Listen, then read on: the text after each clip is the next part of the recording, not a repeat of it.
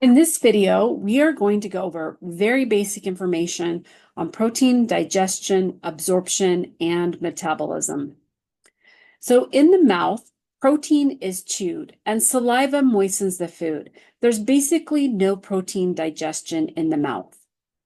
Protein digestion begins in the stomach. In the stomach, proteins are denatured or distorted in shape, and proteins can be denatured by heat, radiation, alcohol, acids, bases, and salts of heavy metals. So think of how egg whites, when you cook an egg white, it denatures or changes when it's heated. It goes from that white slimy stuff to a solid, more opaque white. That's denaturing of protein. Well, the hydrochloric acid in the stomach denatures the protein.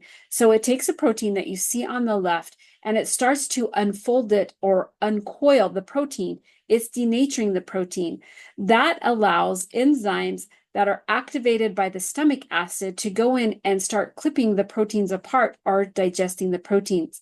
Now, there's a precursor enzyme, pepsinogen, that is activated by the acid in the stomach to form the protease enzyme pepsin. And pepsin breaks the polypeptide into shorter chains of amino acids. Now, so the stomach doesn't get digested itself because it's made of a protein. You have mucus that protects the stomach from enzymes and acid.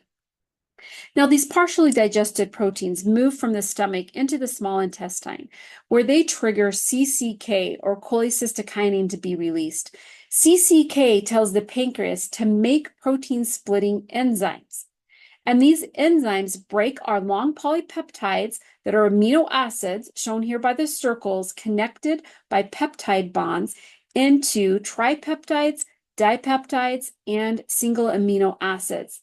Now, the enzymes that break these polypeptides down include pepsin, which is made from pepsinogen in the stomach, and proteases released by the pancreas, as well as peptidases that are made in the brush border of the small intestine. So we get enzymes from the stomach, small intestine, and pancreas. Peptides, di and tripeptides, along with the amino acids, are absorbed from the small intestine into the bloodstream.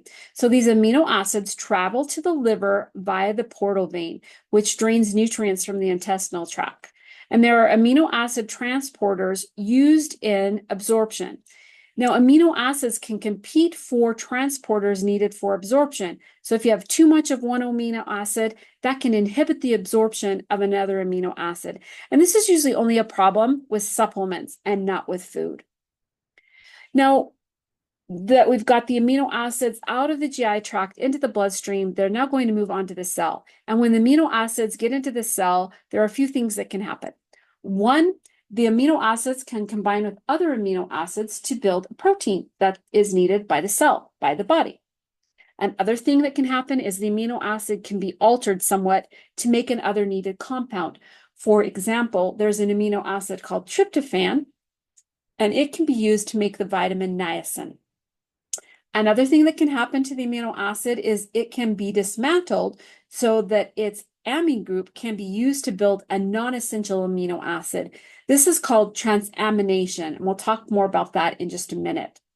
It could also be used as energy. So this is called deamination, where we deaminate the amino acid and the remaining carbon, hydrogen, and oxygen atoms can be converted to glucose or fat. So let's take a moment and look at transamination.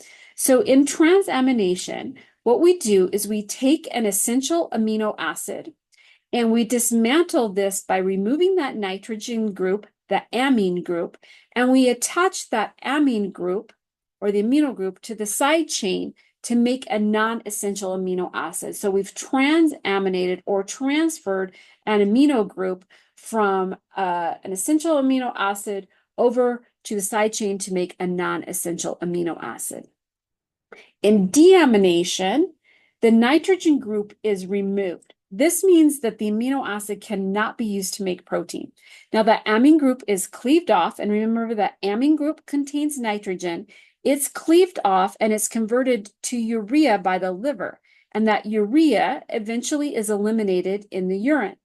That leaves us with just the carbon side chain now, and those side chains can be used for energy or stored as carbohydrate or fat.